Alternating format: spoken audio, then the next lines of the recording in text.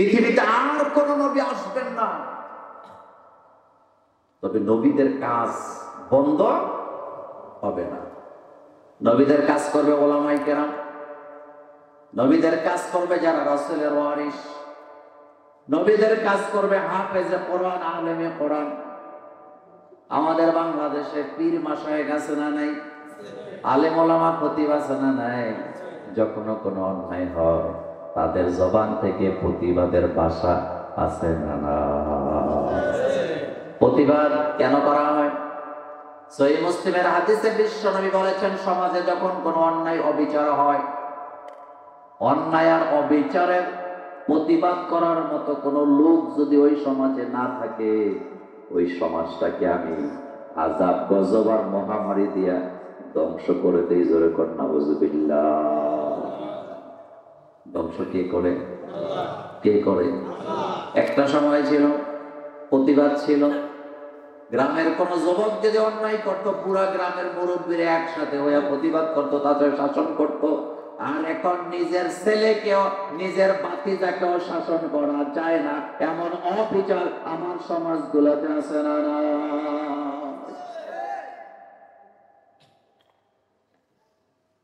রাসূল বলছেন, মান রাআ মিনকুম মুনকারান ফালিয়ুগাইয়িরহু বিয়াদিহি। সমাজে যখন অন্যায় দেখবা, হাত দ্বারা বাধা দিবা। ফাইল্লাম ইয়াসতাতি ফাবিলিসানিহি, যদি হাত দ্বারা বাধা দিতে না পারো, জবান দিয়ে দিবা।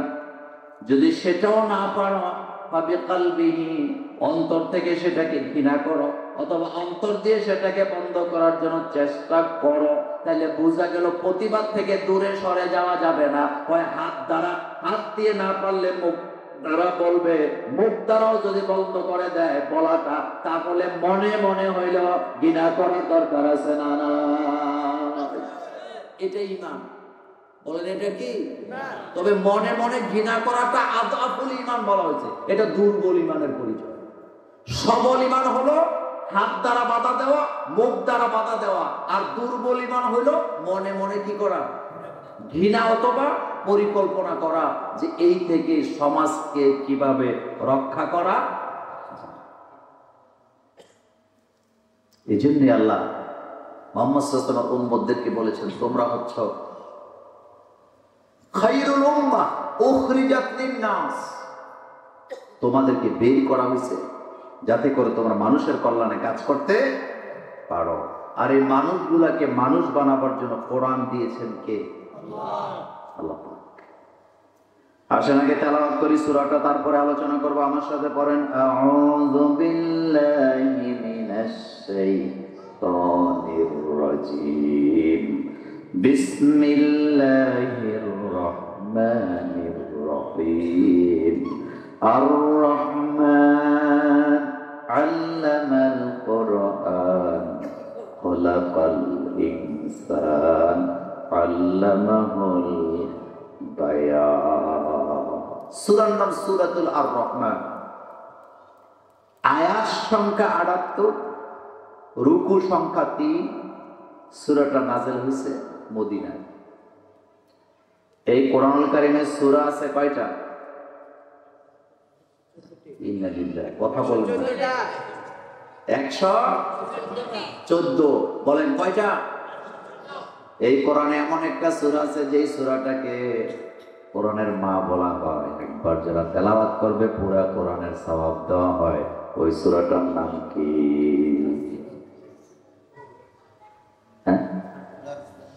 সূরা ফাতিহা।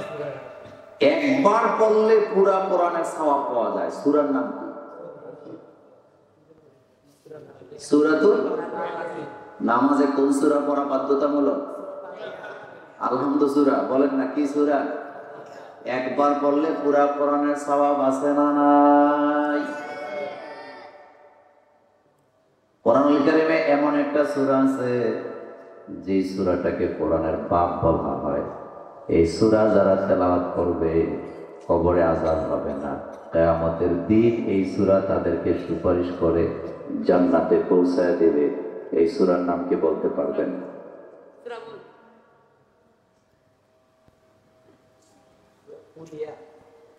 কয় হুজুর আপনারা কাছে ওয়াজ করতেন, আপনি কইবেন আমরা শুধু শুনলাম। আচ্ছা ঠিক আছে শুনেন, এটা হলো সূরাতুল বাকারা। বলেন কোন সূরা? আবার একজন বলছেন সূরাতুল মুলক। এটা আরেকটা হাদিস, তবে সেটা কোরআনের বাপ না, কোরআনের বাপ হলো সূরাতুল বাকারা। নবীজি বলেছেন দুইটা সূরা কিয়ামতের ময়দানে তোমাদের পক্ষ নিয়ে আল্লাহর সাথে তর্ক করবে, আল্লাহ যতক্ষণ তোমাদেরকে জান্নাত দিবে না। একটা হলো সূরাতুল বাকারা আর একটা হলো সূরাতুল মুলক। এবার বলেন কোরআনুল কারীমে এমন একটা সূরা আছে, প্রত্যেক জুমার নামাজের দিন যদি ওই সূরাটা কেউ তেলাওয়াত করে, এই পৃথিবীর সবচেয়ে ভয়ানক ফিতনা হলো দাজ্জালের ফিতনা, ওই ফিতনা থেকে আল্লাহ বাঁচায় দিবে। ওই সূরাটার নাম কি? কাহাফ। বলেন কি? কাহাফ। কোরআনুল কারীমে এমন একটা সূরা আছে, এই সূরাটা 3 বার যদি কেউ তেলাওয়াত করে গোটা কোরআনের সমান সওয়াব দিবে। একবার পড়লে 10 পারা, 3 বার পড়লে 1 খতমের সওয়াব পাওয়া যায়। এটা কোন সূরা? পারেন তো সবাই? কুল হুয়াল্লাহ পড়েন। কুল হুয়াল্লাহু আহাদ আল্লাহুস সামাদ লাম ইয়ালিদ ওয়া লাম ইউলাদ ওয়া লাম ইয়াকুল লাহু কুফুয়ান আহাদ। এবার বলেন কোরআনের হৃদয় বলা হয় কোন সূরাকে? সূরা ইয়াসিন। বলেন কোন সূরা? একবার যারা তেলাওয়াত করবে 10 পারার সমান সওয়াব আল্লাহ দান করে দেয়। এবার বলেন কোরআনের অলংকার বলা হয় কোন সূরা? সূরা আর রহমান। কোন সূরা? এটা জোরে কোন না? আর রহমান। বিশ্বনবী বলেছেন এই সূরাতে আল্লাহ নিয়ামতের কথা বলেছেন। এই সূরা কোরআনের সৌন্দর্যকে বাড়িয়ে দিয়েছে। এই সূরার ভিতরে নিয়ামতের ব্যাপারে অসংখ্য কথা আল্লাহ বলছেন। দুনিয়ার নিয়ামত, সমুদ্রের নিয়ামত, নদীর নিয়ামত, জান্নাতের নিয়ামতের কথা এই সূরার ভিতরে আছে না? আপনাদের পাশে নদী আছে না? নদীর ব্যাপারে এই সূরাতে কথা আছে। আল্লাহ বলছেন মারাজাল বাহরাইনি। পড়েন মারাজাল বাহরাইনি ইয়ালতাকিয়ানি বাইনাহুমা বারযাখুল লা ইয়াবগিয়ান ফাবিআইয়ি আলা'i রাব্বিকুমা তুকাযযিবান। সুবহানাল্লাহ পড়েন। এই সূরা কিয়ামতের দিন হাশরের মাঠে আল্লাহ তেলাওয়াত করে বান্দাকে শোনাবে। সুবহানাল্লাহ কোন। জান্নাতীরা যখন জান্নাতে যাবে, জান্নাতের ভিতরে কোরআনের মাহফিল হবে, তবে সেখানে কিচ্ছা কাহিনী হবে না, মারামারির গল্প করার সুযোগ নাই, লাইলি মজনুর কিচ্ছা বলা যাবে না। আল্লাহর জান্নাতে কোরআনের মাহফিলে শুধুমাত্র কোরআনের তেলাওয়াত হবে, অন্য কোন গল্প কাহিনীর জায়গা সেখানে না। এখন তো খালি গল্প শোনার জন্য মাহফিলে যাই আমরা। কোন বক্তা হাসাইলো বেশি, কোন বক্তা কোন কিচ্ছা কইলো, এগুলো শোনার জন্য যায় বসে থাকে।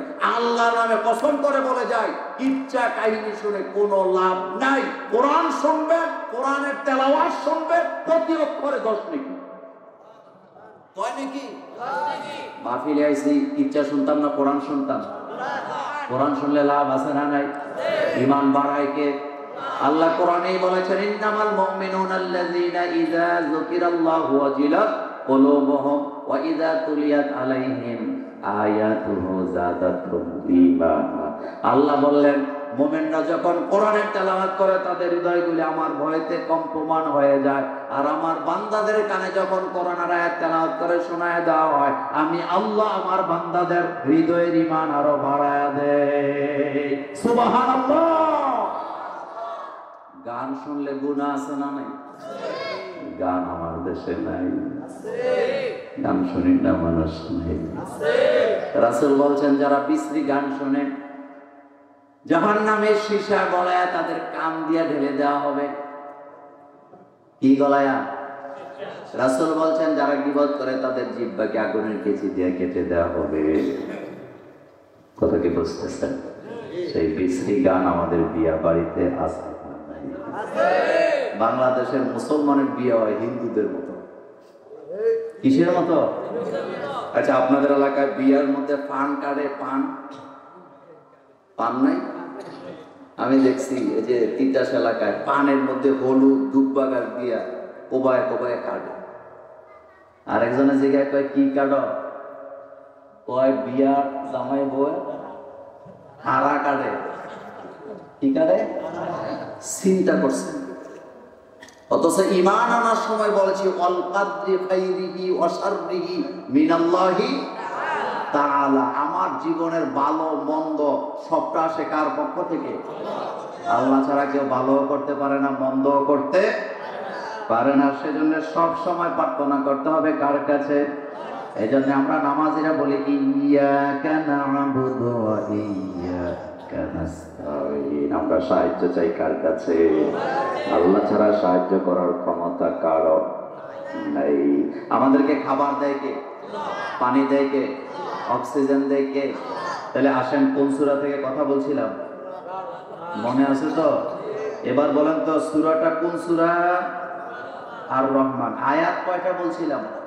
৭৮। রুকু কয়টা? সূরাটা নাযিল হয়েছে কোথায়? এই সূরাকে বলা হয় কোরআনুল কারীমের অলংকার। বলেন কি বলা হয়? এই সূরাতে আল্লাহ পাক আল্লাহর নিয়ামতের কথা বলেছেন। এবার আসেন আলোচনা চলে যাই।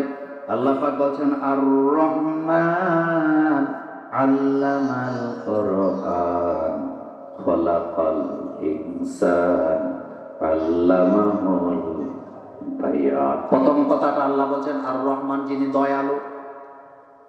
আল্লাহ ছাড়া কেউ আমাদেরকে দয়া করেন না। আমাদেরকে জন্মের আগে থেকে দয়া করেন কে? আল্লাহ। আসতে বলছেন আল্লাহ।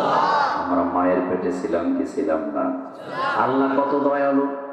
মায়ের পেটে দুনিয়ার কোনো ডাক্তার আপনাকে খাদ্য খাওয়ায় নাই, কোন দুনিয়ার কোনো ডাক্তার আপনাকে চিকিৎসা করে নাই, পৃথিবীর কোনো গভর্নমেন্ট আপনাকে সেখানে খোঁজ খবরও নিতে পারেন নাই। সেই জায়গায় যতদিন ছিলেন ততদিন নিরাপত্তার সাথে জীবনটাকে বাঁচায় রাখছে কে? আল্লাহ যে কত দয়ালু। এই পৃথিবীতে মানুষ মানুষের প্রতি দয়া দেখায় শুধুমাত্র স্বার্থের জন্য। বন্ধু স্বার্থ না থাকলে আসে না। কোন মানুষের পিছে ঘুরে না যতক্ষণ স্বার্থ উদ্ধার করতে না পারে।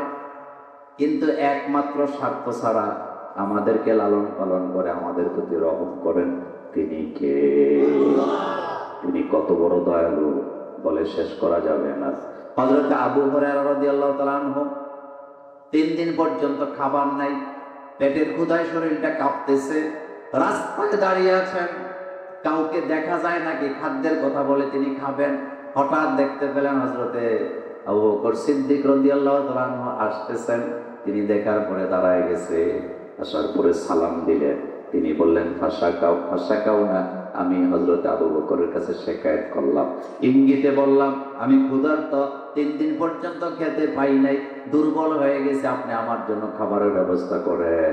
এটা শোনার পরে হযরত আবু বকর সিদ্দিক চেহারাটা কালো করে আমাকে পাশ কাটিয়ে চলে গেলেন, আমার জন্য কিছুই করলেন না। দাঁড়ায় আছে। একটু পরে হযরত ওমর আসছে। হযরত ওমর রাদিয়াল্লাহু তাআলা আনহুকে দেখার পরে ভাবলাম তিনি বোধহয় আমার জন্য কিছু করবে। আমি সেম তাকে সালাম দিলাম, আমার কষ্টের কথা বললাম, তিনিও চেহারাটা কালো করে চলে গেছে। এবার আমি দেখতে পেলাম আমার প্রিয় নবী জনাবে মুহাম্মদুর রাসূলুল্লাহ সাল্লাল্লাহু আলাইহি ওয়াসাল্লাম আসতেছে। আমি সালাম দিলাম, আল্লাহ নবীকে আকার ইঙ্গিতে বুঝাইলাম আমি ক্ষুধার্ত। আল্লাহ নবী বলেন চলো আমার সাথে আমার বাড়িতে চলো। কোথায় চলো? সহিহ মুসলিমে লম্বা হাদিস, সুনান আবু দাউদে হাদিসটা আসছে। হযরত আবু হুরায়রা বলেন রাসূল আমাকে রুমে বসায়া ভিতরের রুমে গেলেন। আমি শুনতেছি রাসূল ঘরের ভিতরে যায় বলতেছেন তার স্ত্রীকে, ঘরে কি কোনো খাবার আছে নাকি? হযরত আম্মা জান আয়েশা বলেন হ্যাঁ খাবার তো আছে। আল্লাহর নবী আমার দিকে আসতেছেন, আমি মনে করলাম আমাকে বোধহয় রাসূল খাওয়াবে, যেহেতু আমি ক্ষুধার কথা বলেছি। এবার বিশ্বনবী আমার কাছে এসে আমাকে বললেন আবু হুরায়রা যাও অমুক জায়গায় যায় দেখবা একদল কাফেলার লোকেরা ক্ষুধার্ত অবস্থায় কয়েকদিন আছে, তারা খেতে পায় না, তাদেরকে নিয়ে আসো, তাদেরকে নিয়ে আসো।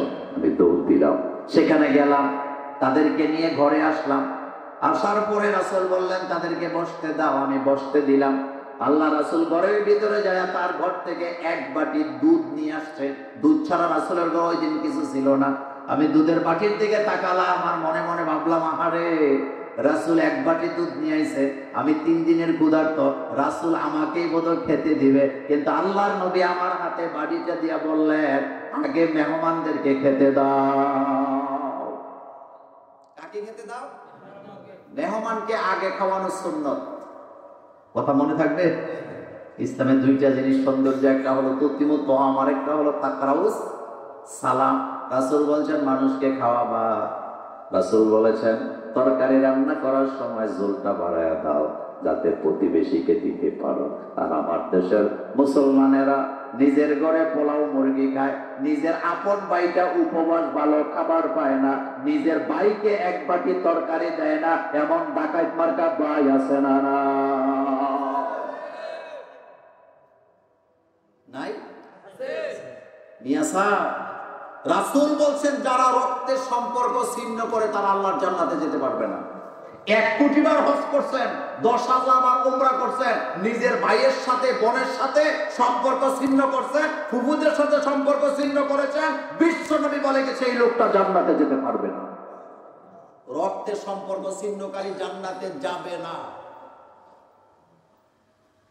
আমার কলিজার ভাইয়েরা, আবু হুরায়রা বলেন রাসূল আমার হাতে বাটি দিয়া বললেন মেহমানদেরকে আগে খেতে দাও।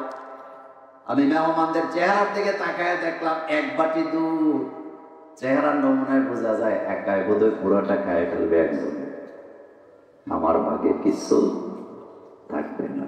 আমি মেহমানের হাতে বাটিটা দিলাম। এবার মেহমান হাতে বাটিটা নিয়ে, মেহমান এমন মেহমান বাটি হাতে নিয়ে দুধ পান করতেছেন। পান করার আগে বিসমিল্লাহ আছে না? মেহমান বিসমিল্লাহ বলে দুধটা পান করা শুরু করলেন। আমি তাকায় থাকলাম, ইচ্ছা মতো খাইছে। আমি মনে মনে ভাবছিলাম দুধটা না জানি শেষ হয়ে যায় নাকি, কিন্তু আমি দেখলাম দুধটা শেষ হয় নাই। এবার লোকটা খাওয়ার পরে বিশ্বনবী বললেন দ্বিতীয় জনকে দাও। আমি দ্বিতীয় জনকে দিলাম, তাকায় দেখলাম বিসমিল্লাহ বলে খাচ্ছে। তৃতীয় জনকে দিলাম, চতুর্থ 15, এইভাবে 16 জনকে আমি খাওয়াবার পরে আমার হাতে বাটি আসলো। আমি তাকায় দেখতে পেলাম বাটিতে এখনো একটু দুধ বাকি রয়ে গেছে। এবার বাটি আমার হাতে, রাসূল বললেন এবার তুমি খাও। আমি নিজেও বিসমিল্লাহ বলে খাইলাম, কিন্তু পুরো দুধ আমি শেষ করতে পারি নাই। এবার রাসূল আমার দিকে তাকায় বললেন, আবু হুরায়রা 3 দিন খেতে পাও নাই? কয়দিন? রাস্তায় দাঁড়ায়া মানুষের কাছে অভাব অনটনের কথা বলা বলি করো। তোমার বোঝা উচিত যার কাছে তুমি বলো তারা আরো বেশি অভাবে থাকতে পারে, বরং তুমি যদি বলতে হয় অভাবের কথা একজনের কাছে বলো, তিনি রহমান, তিনি ছাড়া অভাব দূর করার ক্ষমতা কারণ। সুবহানাল্লাহ পড়েন। আমার দেশে কিছু মা বোন আছে, এখান থেকে ওয়াজ শুরু। আমার দেশে কিছু মা বোন আছে সারাটা জীবন খালি অভাব দেখায়, পাইলাম না, খাইলাম না, হইল না, এমন বলুন না মা বোন আমার সমাজে আছে না? আরে কুমিল্লাতে 1 লোক কোটি টাকার ব্যবসা করে, প্রতি মাসে ঋণ করে। কথা কি বুঝতেছেন? আমি বললাম ভাইজান আপনার তো টাকা পয়সার অভাব নাই, প্রতি মাসে ঋণ করেন কেন? কয় মোল্লা ভাই এটা বুঝবেন না, আমি যে ঋণ করি মানুষের শোনায় শোনায়া, আসলে ঋণের জন্য ঋণ করি না, আমার কাছে যাতে কেউ হাওলাত না চায় এজন্য ঋণ করি। এরকমের চালাক লোক আপনাদের এই এলাকায় না? আহারে কত ধরনের চরিত্র আমাদের। অভাব অনটনের কথা কারো কাছে বলবেন না, এটা গোপন রাখবেন। তাইলে আপনার অভাব দূর করে দিবেন কে? আপনি যে অভাবে আছেন, আপনি যে অভাবে আছেন এটা সবচেয়ে বেশি ভালো জানে কে? পৃথিবীর নবীরা দোয়া করতেন কার কাছে? রব্বানা আতিনা, পড়েন রব্বানা আতিনা ফিদ দুনিয়া হাসানাতাও ওয়া ফিল আখিরাতি হাসানাতাও ওয়া কিনা আযাবান নার। অভাব দূর করার দোয়া আছে না নাই? আহারে অভাবের কথা শুধুমাত্র আল্লাহর কাছে বলবেন যিনি অতীব দয়ালু, তিনি ছাড়া আপনার অভাব কেউ দূর করে দিতে সে আল্লাহ পাক বলছেন আর রহমান, পড়েন আর রহমান, সবাই আর রহমান আল্লামাল কুরআন খালাকাল ইনসান আল্লামাহুল। প্রথম আয়াত আল্লাহ পাক বলছেন আমি দয়ালু, আমি তোমাকে নিয়ামত দেই। এই রহমতের অর্থ অনেকগুলো, তার ভিতরে একটা হলো আল্লাহর নবী বলেছেন এই পৃথিবীর মানুষকে আল্লাহ 5টা রহমত সবচেয়ে বড় করে দিয়েছে, তার ভিতরে একটা হলো ঈমান। পৃথিবীতে আল্লাহর দেয়া যত রহমত আছে তার মধ্যে 5টা রহমত সবচেয়ে বড়। বলেন কয়টা? একটা হলো হেদায়েত বা ঈমান, 2 নম্বরে কোরআন, 3 নম্বরে জনাবে মুহাম্মদুর রাসূলুল্লাহ সাল্লাল্লাহু আলাইহি ওয়াসাল্লাম, 4 নম্বরে কোরআন, আর 5 নম্বরে হলো ক্ষমা। জোরে বলেন কি? কথা কি বুঝাইতে পারলাম? কয়টা রহমত বড়? 1 নম্বর ঈমান বা হেদায়েত, 2 নম্বর কোরআন, 3 নম্বর মুহাম্মাদুর সাল্লাল্লাহু, 4 নম্বর মা বাপ। কি মা বাপ কি ছোট রহমত না বড় রহমত? এই জন্য তাদের জন্য দোয়ার সেবার কথা আছে না ভাই? এরপরে আমার কলেজের ভাইরা 5 নম্বরে হলো ক্ষমা। আল্লাহ যদি ক্ষমা না করেন দুনিয়ার কেউ ক্ষমা করার ক্ষমতা নাই। এই 5টা রহমত নবীজি বলেছেন এই 5টা রহমত যার কাছে আছে দুনিয়া আখেরাতে তার কোনো টেনশন নাই। হেদায়েত, হেদায়েত এমন একটা জিনিস আল্লাহ যদি না দেয়, আপনি যদি নবীর ঘরে লোক হন, চাচাও যদি হন, তবু আপনি জোর করে হেদায়েত পাবেন? আমাদের দেশে কিছু পণ্ডিত লোক আছে, কয় হুজুররা ওয়াজ করে, হুজুররা নিজেরাই ঠিক নেই, এই জন্য মানুষ হেদায়েত হয় না। এমন কথা বলার লোক আছে না? না, এই কথাটা ভুল কথা, কারণ হেদায়েতের মালিক হুজুর হতে পারে না। হেদায়েতের মালিক আল্লাহ, দুনিয়ার কাউকে বানান নাই।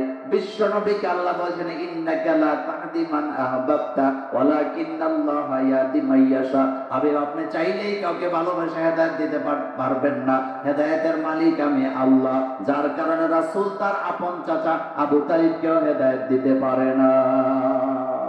হেদায়েতের মালিক যদি মানুষ হইতো, তাহলে আপনাদের মসজিদের ইমাম সাহেব যদি হেদায়েতের মালিক হইতো, আপনাদের মসজিদে মুসল্লি জায়গা দেওয়া যেত না। কথা বুঝাইতে পারি নাই? আপনার ইমাম যদি হেদায়েতের মালিক হইতো, আপনাদের মুসল্লি বাড়তো না কমতো? হুজুর সাহেব আইসা এমন হেদায়েত দিতে একজনও বেনামাজি আপনারা থাকতে পারতেন না, সবাই হেদায়েত দিয়ে মসজিদে ঢুকাই দিত। আর আমি মোল্লা নাজিমকে যদি আল্লাহ হেদায়েত দায়িত্ব দিত, বাংলাদেশের যতগুলা নেতা আছে যারা চুরি করে সবগুলোর আগে হেদায়েত দিয়ে দিত। হেদায়েত কার কাছে? বিশ্বাস করেন হযরত লূত আলাইহিস সালাম, তিনি তার স্ত্রীকে হেদায়েত দিতে পারেন নাই। হযরত ইব্রাহিম আলাইহিস সালাম, তিনি তার আব্বাকে হেদায়েত দিতে পারেন নাই। হযরত মূসা আলাইহিস সালাম ফেরাউনের ঘরে ছিল, ফেরাউনকে হেদায়েত দিতে পারে নাই। আপনার আমার নবী, বিশ্ব নবী জনাবে মুহাম্মদুর রাসূলুল্লাহ সাল্লাল্লাহু আলাইহি ওয়াসাল্লাম, তিনি তার প্রিয় চাচা আবু তালিবকে হেদায়েত দিতে পারেন নাই, কিন্তু রাসূল চেষ্টার কোনো কমতি করেন নাই। আবু তালিবের রুটা যায় নাই যতক্ষণ, রাসূল চেষ্টা করছে ততক্ষণ। করছে কিনা? কিন্তু হেদায়েত কে দেয়? আল্লাহ দেয়। এই জন্য দেখবেন কোন মহিলা যদি হেদায়েত প্রাপ্ত না হয়, ছেলেরে মাদ্রাসা দেওয়ার পরেও পর্দা করে না, এমন মহিলা বাংলাদেশে আছে না? ছেলে কিন্তু মাদ্রাসায় পড়ে, হেফজখানা, কিন্তু উনি পর্দা করে না। উনি দেবর বাসুর গ্রামের লোকজন সবার সামনে চলে যায়। যেমন আছে কিছু কিছু মহিলা আছে, কিছু কিছু মহিলা আছে নামাজ পড়ে, নফল রোজা রাখে, নামাজ পড়ে নফল রোজা রাখে, আবার দোয়াই মুছে খতম দেয়, কিন্তু স্বামীর সাথে ভালো ব্যবহার করে না। আবার কিছু পুরুষ আছে নামাজ পড়ে, ভালো ভালো কথা বলে, সমাজে বিচার আচরণ করে, কিন্তু নিজের স্ত্রীর সাথে ভালো ব্যবহার করে না। এমন নারী পুরুষ আমার সমাজে আছে না? মনে করে নামাজ পড়ি, স্বামীর সাথে ভালো ব্যবহারের দরকারটা কি? নামাজ আদায় করেন, স্বামীর সাথে ভালো ব্যবহার করেন নাই, আপনি জান্নাতে যেতে পারবেন না। আবার আপনি স্বামী বিনা কারণে স্ত্রীর উপর অত্যাচার করেছেন, কিয়ামতের ময়দানে আল্লাহর আদালতে আপনাকে আসামি হওয়া লাগবে। আপনি যখন মোমেন হবেন আপনার হৃদয়টা তখন নরম হবে। কি হবে? সব দিক থেকে আপনাকে নরম হওয়া লাগবে। তো কথা বলছিলাম, সবচেয়ে বড় দয়ালু কে? তিনি আমাদেরকে ক্ষমা করেন। তিনি আমাদেরকে কি করেন? সে আল্লাহ পাক বলছেন আর রহমান। দ্বিতীয় আয়াতে বলছেন আল্লামাল কোরআন।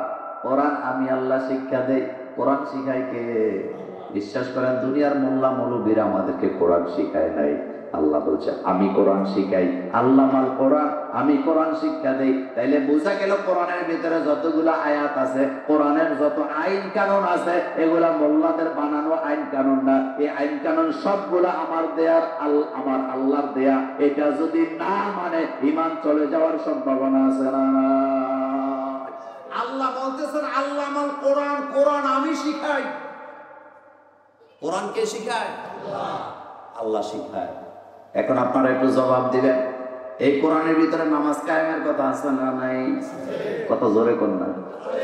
নামাজ কায়েমের কথা আছে না নাই? পর্দার কথা আছে না নাই? খাদ্যে ভেজাল না দেওয়ার কথা আছে না নাই?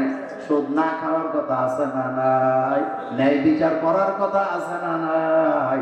যে আল্লাহ কোরআনে বললেন আকিমুস সালাত, নামাজ কায়েম করো, সে আল্লাহ বলছেন আমার দেয়া বিধান দিয়া যারা বিচার ফয়সালা করে না, অমাল্লাম ইয়াহকুম বিমা আনজালাল্লাহ ফাউলাইকা হুমুল কাফিরুন ফাউলাইকা হুমুল ফাসিকুন ফাউলাইকা হুমুজ জালিমুন। আল্লাহ বলছেন আমার দেয়া বিধান দিয়ে যারা বিচার ফয়সালা করে না তারা কাফের, তারা ফাসিক, তারা জালেম। কিন্তু সমাজের লাল চা খায়া ঘুষ খায়া বিচার করে এমন সর্দার আছে না?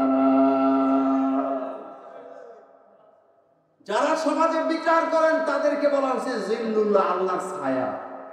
আল্লাহ ছায়া হবে তখন ন্যায় বিচার করবে যখন বিচারে যায়।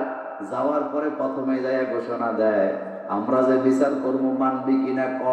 এবার এক পক্ষের থেকে গোপনে খাইয়াইছে, আরেক পক্ষরে ধাক্কায় ধুক্কাইয়া গরিবের বিরুদ্ধে রায় দেয়। এমন সর্দার মাতাব্বর আমাদের সমাজগুলাতে আছে না? তা আপনি নামাজ কায়েম করলেন কিন্তু আপনি আল্লাহর বিধানে বিচার ফয়সালা করেন নাই। এই নামাজ আপনাকে জাহান্নামের আগুন থেকে বাঁচাতে। মসজিদের সভাপতি ঠিক, মসজিদের সভাপতি ঠিকও আছে, আমার বাড়িতে যে সুদেও টাকা লাগায় এমন দুই একজন সভাপতি আমাদের বুড়িচং উপজেলায় নাই। আসতে কোন কেন? বর্তমানে সুদে টাকা পুরুষেরা বেশি লাগায় না মহিলারা?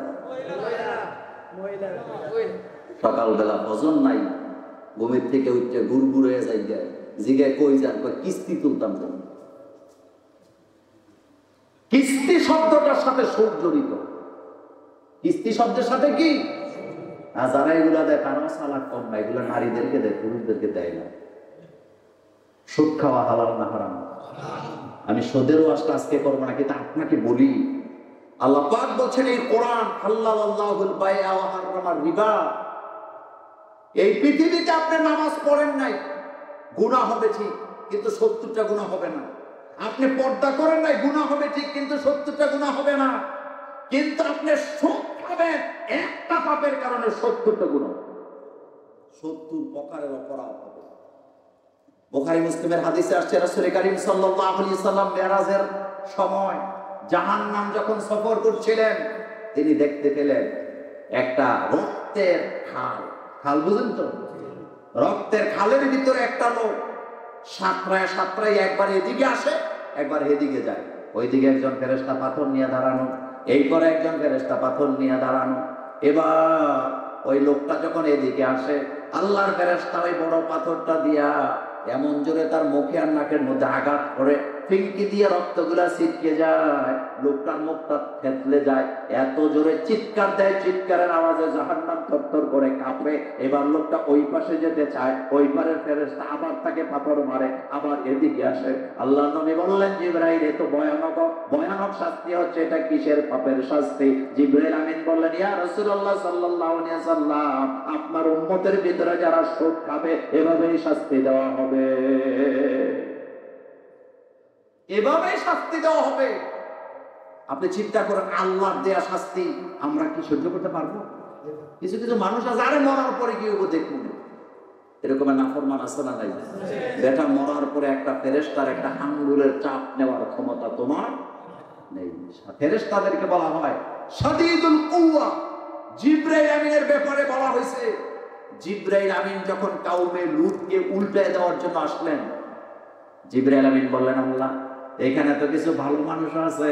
আল্লাহ বললেন, ভালো মানুষগুলা সব উল্টায় দাও। জিবরাইল আমিন এবার নিজের হাতটাকে জমিনের ভিতরে ঢুকাইয়া এইভাবে করে উল্টায় দিছে। এমন নদী তৈরি হয়েছে, এমন সমুদ্র তৈরি হয়েছে, যেটাকে বলা হয় মরা সমুদ্র।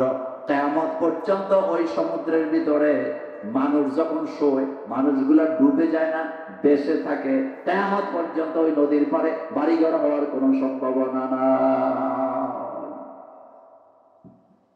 সমানে সমানে সুদের কথা, সুদ ছাড়া কিছু করেই না। সুদ সুদ সুদ। আমি আপনাদেরকে সুদের ব্যাপারে একটা কথা বলে দিয়ে যাই, ওই লোকটা পৃথিবীতে শান্তি পাওয়ার কোনো সম্ভাবনা নাই যে লোকটা সুদ ছাড়ে নাই। কারণ সুদ এমন এক চোরাবালির নাম, সুদ এমন এক চোরাবালির নাম যেখানে একবার ঢুকে গেলে ওখান থেকে বের হওয়ার সম্ভব হয় না। এটা দিনে দিনে বাড়ে না কমে? আর যারা সুদে টাকা লাগায় তাদের অন্তরগুলো মরে যায়, মানুষের প্রতি তাদের কোনো দয়া মায়া থাকে না। আর যারা সুদে টাকা লাগায় ম্যাক্সিমাম তারা পৃথিবীতে দুরারোগ্য ব্যাধিতে মরে। এই রোগের ঔষধ পৃথিবীর কোনো ডাক্তার আবিষ্কার করতে পারে না। আপনি খবর নিয়ে দেখেন, যারা সুদে টাকা লাগায় তাদের চেহারার মধ্যে নূর থাকে না, তাদের আচরণের মধ্যে শালীনতা ভদ্রতা আপনি পাবেন না। কথা ঠিক বলি না?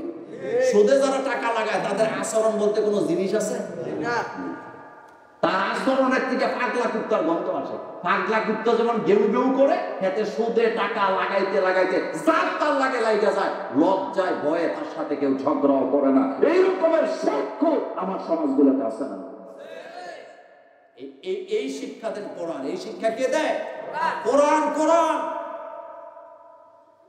আমার কলেজের বারে এসে আল্লাহ পাক বলছেন, আল্লামাল কোরআন, আমি তোমাদেরকে কোরআন শিক্ষা দিয়েছি। মা বোনদেরকে বলে যায় যে কোরআনে আল্লাহ কি শিক্ষা দিয়েছেন। কোরআনে আল্লাহ বলছেন, আকারনা ফি বুয়ুতিকুন্না ওয়ালা তাবাররাজনা তাবাররুজাল জাহিলিয়াতিল উলা। নারীদের ব্যাপারে বলা হয়েছে পর্দা করার জন্য। আমার কলেজের ভাইয়েরা, এখন পর্দার নামেও ফ্যাশন আমার দেশে আছে না? না, একটু বলে দিই পর্দা কি।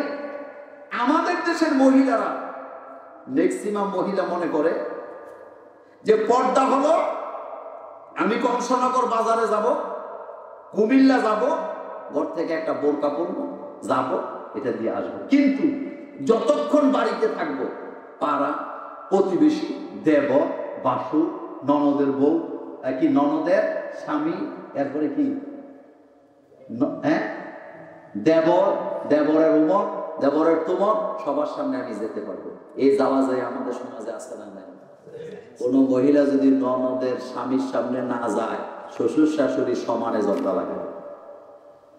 আমার মেয়ের জামাই সামনে গিয়ে খানা দিল না, এরকমের শ্বশুর শাশুড়ি আমার।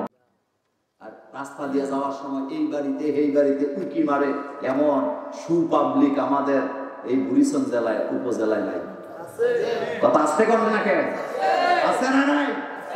মানুষের বাড়িতে ডাইরেক্ট ঢুকে যায়, সালাম নাই, কালাম নাই, অনুমতি লাগেই না।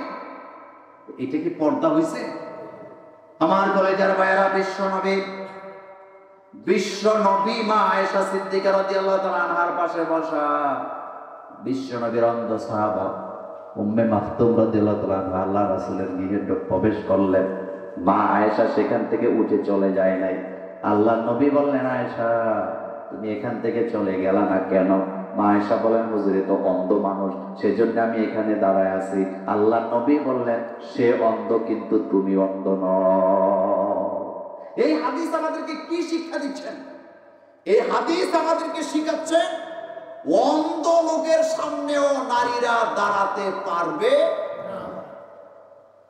খারাপ লাগতেছে আপনাদের? তাহলে মুনাজাত করে দিই। আমি কিন্তু কিচ্ছা কাহিনীর বক্তা না, আপনার কাছে ভালো না লাগলে আমি মুনাজাত দিয়ে দেব। এখানে আরো একবার আসছি আমরা, আমি কথা বলতেছি কোরআন আর হাদিস থেকে, নাকি এর বাইরে কিছু বলছি? তো আপনারা উঠলেন কেন? উঠবেন, অসুবিধা নাই, মোনাজাত। আর একটা লোক উঠলে আমি মোনাজাত দিয়ে দিই। আল্লাহ, আমার এত ঠেকানা এখানে ওয়াজ করার জন্য, এই সিদার ভিতরে আই গেল। আমি কথা বলতেছিলাম পর্দা নিয়া। কে নিয়া? রাসূল সাল্লাল্লাহু আলাইহি ওয়াসাল্লাম তার স্ত্রীকে একজন অন্ধ ব্যক্তির সামনে দাঁড়াতে দেয় নাই। আর আমার মায়েরা, বোনেরা, আপনারা ছেড়ে দিয়ে রাখছেন আপনার স্ত্রী বাজার করে। বাংলাদেশে বর্তমানে ম্যাক্সিমাম পরিবারে মহিলারা বাজার করে। এর মুসলমান আপনি? কি মুসলমান আপনি? কোন জাতের মুসলমান? আমার কলেজের ভাইয়েরা, অন্ধ লোকের সামনে রাসূল পর্দা করতে বলেছেন। শুধু তাই নয়, যেই নারীরা পর্দা করে না, যেই নারীরা বেহায়াপনা করে, ওই নারীদের কাছে মুসলিম নারীরা পর্দা করা লাগবে। এই অর্ডারটা, এটা হলো কোরআন শিক্ষা দেওয়া। আল্লাহর নবীকে আল্লাহ এই জন্য আমাদের মাধ্যমে জানায় দিলেন, আমাদেরকে জানায় দিলেন, আর রহমান আল্লামাল কোরআন, আমি আল্লাহ কোরআন শিক্ষা দিয়েছি। আর কোরআনের ভিতরে যত আইন আছে সবগুলা আইন কার? সমাজে চুরি আছে না নাই? আর জোরে বলেন আছে না নাই? এখন বলেন, চোরের কি ধরনের শাস্তি হবে? এই কথাটা আল্লাহর কোরআনে আছে না নাই? আল্লাহ কোরআনে বলছেন, আস-সারিকু ওয়াস-সারিকাতু ফাকতাউ আইদিয়াহুমা। সমাজে যারা চুরি করে, চোর যদি ধরা পড়ে, নারী হোক আর পুরুষ হোক, তাদের উভয়ের হাত কেটে দাও। আমার বাংলাদেশে যদি এই আইন চালু করা যেত, হাজার হাজার বড় বড় নেতাদের হাতের কবজি থাকার কথা না। কানাডাতে বাড়ি বানানো চলতো না, সিঙ্গাপুরে চিকিৎসা নেওয়া চলতো না, সব বন্ধ হয়ে যেত। কোন হক্কানি আলেম, দামতির পিসাব, সোনাকান্দার পিসাব, শশীনার পিসাবও যদি গুলিস্তান থেকে দাঁড়ায়, আপনারা কিন্তু ভোট দিবেন না। ভোট কারে দিবেন? সোরেরে দিবেন। কথা ঠিক বলি নাই? আপনি দেখেন, একজন আমাকে বললেন, এক ব্যক্তি প্রার্থীর কাছ থেকে 1000 টাকা খাইছে মাত্র। 1000 টাকা খাইয়া সকালবেলা 11টার দিকে বলতেছে, প্রচন্ড শীত পড়ছে, যাইতাম না ভোট দিতে, 1000 টাকা খাইছি, ভোটটা দিয়ে হালাল করে। এখন আপনার কাছে আমার প্রশ্ন, আপনি যে ভোটের যিনি দাঁড়াইলেন, তার কাছ থেকে 1000 টাকা খাইলেন, এই 1000 টাকা আপনি ভোট দিলে তার টাকাটা হালাল হয়ে যাবে? হ্যাঁ, টাকাটা হালাল হয়ে যাবে? ফতুয়া দিয়ে কি কইতেছে? অসংখ্য লোক আপনি পাবেন, টাকা খাইছি, ভোট দেবো, হালাল করি। আপনি আল্লাহর আইনের সাথে নাফরমানি করেছেন। রাসূল বলেছেন, আর রাশি ওয়াল মুরতাশি কিলাহুমা ফিন্নার। যারা ঘুষ দেয়, যারা ঘুষ নেয়, দুই দলই জাহান্নামে। আর আপনি ফতোয়া দিতেছেন, আপনি এটা দিয়ে এলে আপনাকে হালাল হয়ে যাবে। কে বলেছে আপনাকে এই কথা? কে বলেছে? আমার কলেজের ভাইয়েরা, আপনার বাচ্চাটাকে আপনি ঘর থেকে বের করে দিয়েছেন সকালবেলা, আরেকজনের কাঁচা মরিচের জমিনে যে ঢুকছে, কয়েকটা কাঁচা মরিচ আপনার বাড়িতে নিয়ে আসছে। আনার পরে আপনি কিন্তু মজা করে খাচ্ছেন, গ্রামও নিচ্ছেন, কিন্তু একটা বার বাচ্চাটাকে শাসন করলেন না। এই বাচ্চাটা ভবিষ্যতে বড় চোর হওয়ার সম্ভাবনা আছে না? একটা কাদা মাটি। কি মাটি? কাদা মাটি। এই মাটিকে আপনি যা ইচ্ছা তা বানাতে পারবেন, কিন্তু যখন এটা শুকায় আর শুকনো হয়ে যাবে, তখন কি আপনি এটা দিয়ে আর কিছু বানাতে পারবেন? কথা বলেন, পারবেন? কিন্তু আপনি তো বাচ্চাকে ছোটবেলা শাসন করেন নাই।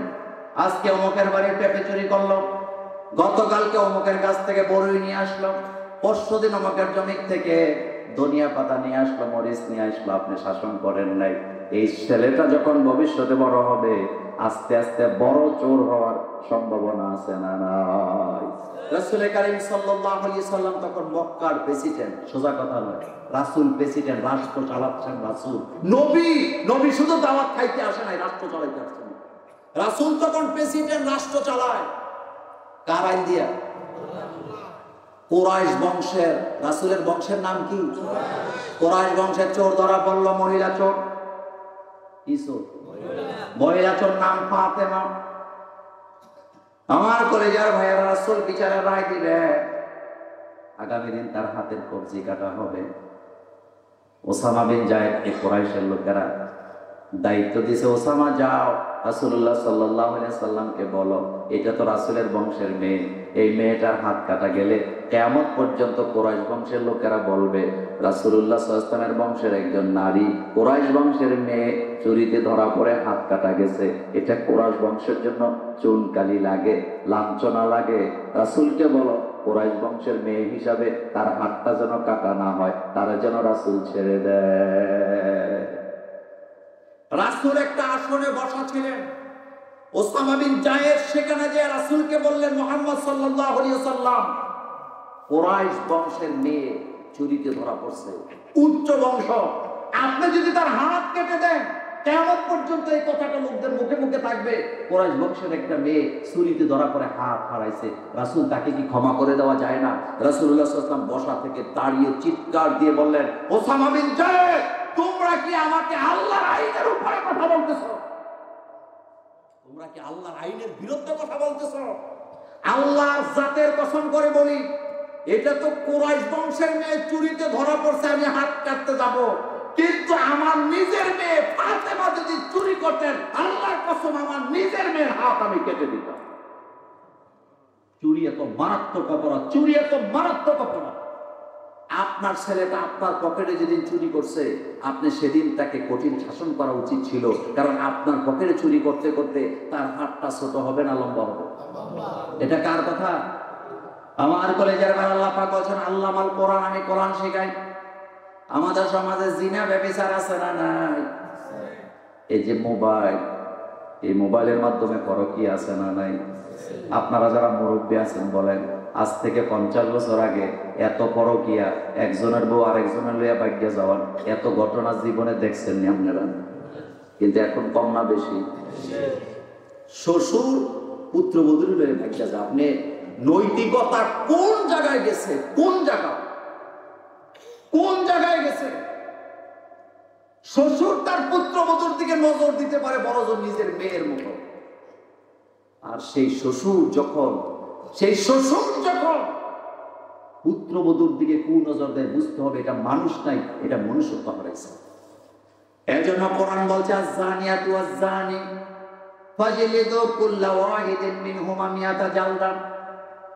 আল্লাহ রাব্বুল আলামিন বলছেন, জিনাকারী যখন ধরা পড়বে, জিনাকারীরা দুই প্রকার, একটা হলো বিয়ার আগে জিনা, আরেকটা হলো বিয়ার পরে জিনা।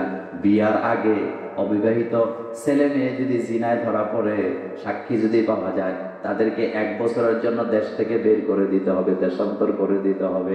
আর বিয়ার পরে যদি পরকীয়া করে, বিয়ার পরে যদি কোন নারী পুরুষ জিনায় জড়ায়া যায়, পরকীয়ায় জড়ায়া যায়, দুনিয়াতে তার বাঁচার কোনো অধিকার নেই। কারণ পরকীয়ার কারণে সংসার নষ্ট হয়, পরকীয়ার কারণে সংসার ভেঙে যায়, পরকীয়ার কারণে অসংখ্য ছেলে মেয়ে এতিম হয়। এমন হাজার হাজার ঘটনা আছে না? ইসলাম আসছে আপনাকে সোজা পথে দেখাবার জন্য। ইহদিনাস সিরাতাল, আমার কলেজার ভাইয়েরা, এই যে একটা মোবাইল, স্ত্রীকে স্বামীটা একটা মোবাইল দিয়ে বিদেশে চলে গেছে, তার প্রতি অগাধ বিশ্বাস, সে আমার সাথে এটা দিয়ে কথা বলবে। কিন্তু স্ত্রী এই মোবাইল দিয়ে শুধু স্বামীর সাথে কথা বলে না, পরপুরুষের সাথেও কথা লাগায় দিছে। স্বামী না জানো, দুনিয়ার কেউ না জানো, এই খবর কার কাছে? আল্লাহর আদালতে হিসাব দেওয়া লাগবে কি লাগবে না? আপনি জানেন পরকীয়ার কারণে কত সংসার ভাঙছে? এই পরকীয়ার কারণে কত ছেলে মেয়ের জীবন ধ্বংস হয়ে গেছে, বাচ্চাদের জীবন শেষ। 3টা 4টা বাচ্চা রেখে আরেক পুরুষের সাথে থেকে যায়। চিন্তা করছেন কোনদিন? স্বাধীনতা চায়, কি চায়? আমার কলেজের ভাইয়েরা, স্বামীটা বিদেশে চলে গেছে, অ্যাকাউন্টটা বাপের নামে করে না, ভাইয়ের নামে করে না, বিশ্বাস হয় না, মার নামেও করে না, অ্যাকাউন্ট করছে কার নামে? বউর নামে অ্যাকাউন্ট করা, এটা কিন্তু আমি নাজায়েজ বলি নাই। অ্যাকাউন্ট করতেই পারেন, তবে বউর অ্যাকাউন্টে সব টাকা দিয়েন না, যদ্দুর লাগে তদ্দুর দেন, বাকিটা বাপের অ্যাকাউন্টে রাখেন। বাপের অ্যাকাউন্টে রাখলে হতে পারে 2-1টা টাকা আপনার ভাই বোনকে দিবে, তবে এটার জন্য আপনি সওয়াব পাবেন। কিন্তু বউর অ্যাকাউন্টে যদি 50 লাখ টাকা দেন, টাকার গরমে বউটা আপনারে ফালায় দিয়া আরেকজনের সাথে ভাগ্যে যাওয়ার সম্ভাবনা আছে না? একজন তো বলেই ফেলছে যে হুজুর বাপের নামে অ্যাকাউন্টটা কেমনে করব? বাপ তো ভাই বোনকে দিয়ে দেয়, তো বাপ ভাই বোনকে দিলে কদ্দুর দিবে না, 2 লাখ টাকা দিবে 12 লাখ টাকার মধ্যে। কক্সবাজারের ঈদগাতে এমন ঘটনাও ঘটেছে, বাড়িটা বউর নামে, ব্যাংকের অ্যাকাউন্টটা বউর নামে, বাংলাদেশে যেদিন আসছে এদিনই স্বামীটাকে পিটাইয়া হত্যা করে দিয়েছে। আপনি সতর্ক হন, আপনি সতর্ক হন। সেম ভাবে আমার কলেজের ভাইয়েরা, অনেক পুরুষ আছে নিজের স্ত্রীর দিকে না তাকায়া, নিজের স্ত্রীর দিকে তাকাইলে নফল নামাজের সওয়াব হয়, নিজের স্ত্রীর দিকে তাকায় না, সারাদিন ফেসবুকে অমুক জায়গাতে শুধু পরনারী খোঁজে, এমন লুচ্চা লাফাঙ্গা বাংলাদেশও আছে না? না, প্রত্যেকটা শিক্ষা ব্যবস্থার পারতে পারতে যদি কোরআন হাদিস শিক্ষা দিতে না পারেন, বিশ্বাস করেন আপনি আপনার ছেলে মেয়েকে অন্ধকারে রেখে যাবেন, ভালো জায়গায় আপনি রেখে দিতে পারবেন। আপনি সতর্ক হন। রাসূল করিম সাল্লাল্লাহু আলাইহি ওয়াসাল্লামকে আল্লাহ পাক বলেছেন, হাবিব আপনি সতর্ক করেন, ওয়া দাইয়ান ইলাল্লাহি বিইজনিহি ওয়া সিরাজাম মুনীরা। আরেক জায়গায় বলা হয়েছে বাশীরা ওয়া নাযীরা। আপনি সতর্ক করেন, আপনি মানুষকে সতর্ক করেন, আপনি সতর্ক করেন। এই জন্য আপনি আপনার পুত্রবধূ, আপনার মেয়ে, আপনার ছেলে, তাদের দিকে নজর দিবেন, এটা আপনার দায়িত্ব। এই যে ছেলেদারে একটা আইফোন কিনে দিচ্ছেন, দামি ফোন কিনে দিচ্ছেন, আপনার খবর আছে ছেলে এই ফোন দিয়ে কি করে?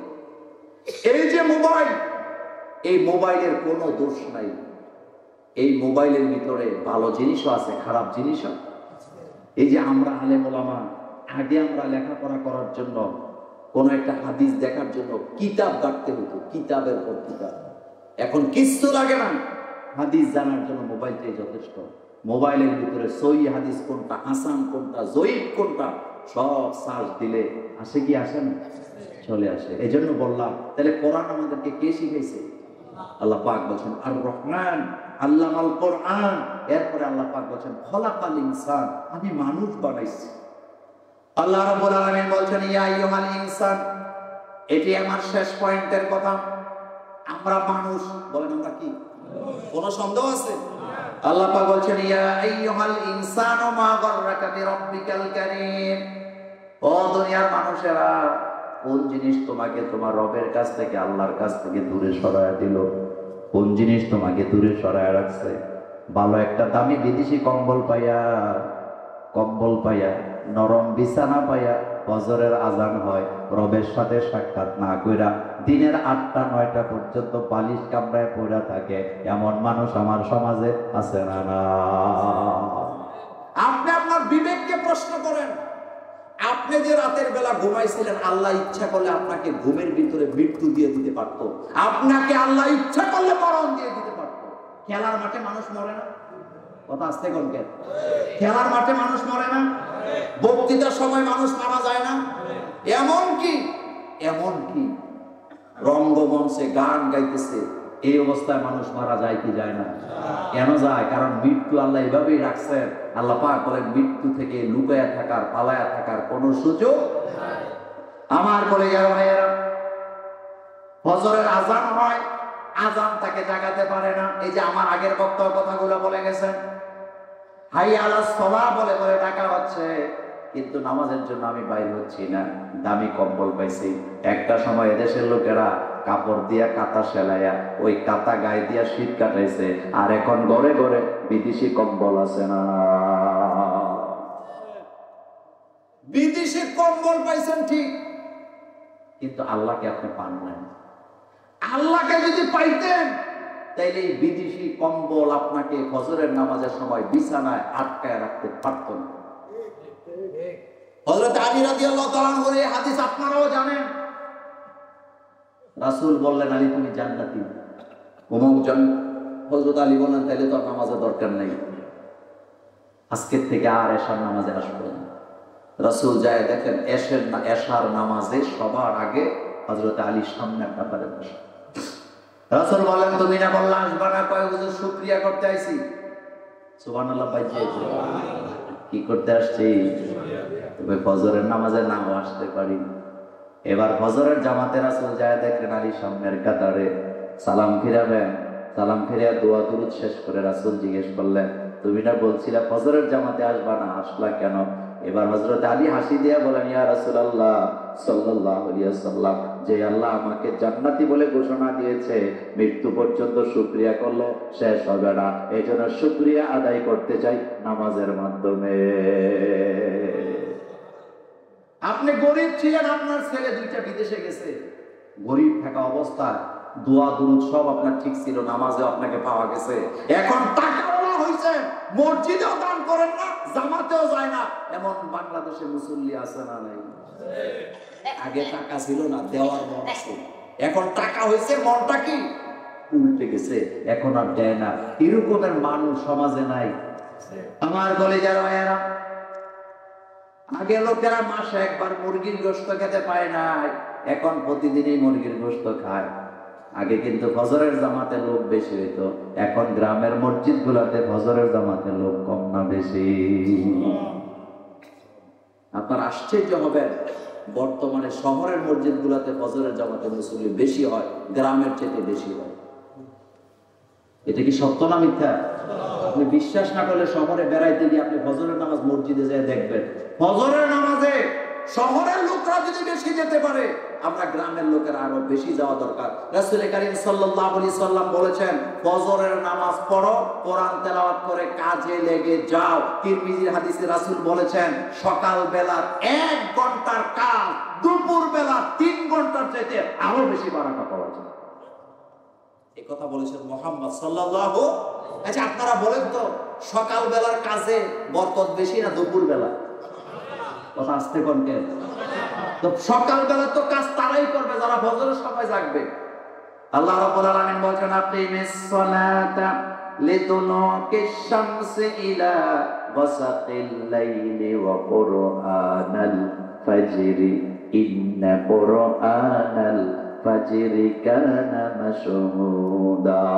আল্লাহ রাব্বুল আলামিন বললেন, সকাল বেলা তোমরা ফজর পড়ো, ফজরের পরে কোরআন তেলাওয়াত করো, কারণ তোমরা যখন ফজরের পরে কোরআনের তেলাওয়াত করো, তোমাদের তেলাওয়াতের সাক্ষী আল্লাহ, আল্লাহর ফেরেশতারা হয়ে যায়। একটা সময় ছিল সকাল বেলা ঘুম থেকে উঠে মায়েরা বোনেরা নামাজ আদায় কইরা নিজের বাচ্চাগুলাকে কাতার ভিতর থেকে টেনে টেনে বের করে মক্তবে মসজিদে দিত। কথা কথা কেন? এমন আর দেয়নি, এমন আর দেয়নি। আমরা যদি মক্তবে না গেছি, হুজুর অন্য ছাত্র পাঠাইছে, তারে ধরে লইয়া। কথা ঠিক বলিনি? সমাজ শেষ। আপনি মনে রাখবেন, আপনি মনে রাখবেন, আপনার বাচ্চারা কোরআন পড়তে না জানলে ভবিষ্যতে এরা আপনার সেবাও করবে না, কোরআন তেলাওয়াত করে আপনার জন্য দোয়াও করতে পারবে না। বলতেছিলাম মানুষের কথা, মানুষ সৃষ্টি করেছেন কে? সে আল্লাহ পাক বলছেন, খলাকাল ইনসান, আমি মানুষ তৈরি করেছি। আল্লামাহুল বায়ান, আমি মানুষকে বায়ান শিখাইছি। বায়ানের অর্থ হলো যত ন্যায় নীতি আছে, সব ন্যায় নীতির কথা আমাদেরকে শিক্ষা দিয়েছেন কে? আর ইসলাম যে কত সুন্দর। মা বাপের সাথে ভালো ব্যবহার করো, এটা কার কথা? প্রতিবেশীর সাথে ভালো ব্যবহার করো, এটা কার কথা? নিজের রক্তের সম্পর্কের লোকদের সাথে ভালো ব্যবহার করো, এটা কার কথা? অধীনস্থদের সাথে ভালো ব্যবহার করো, এটা কার কথা?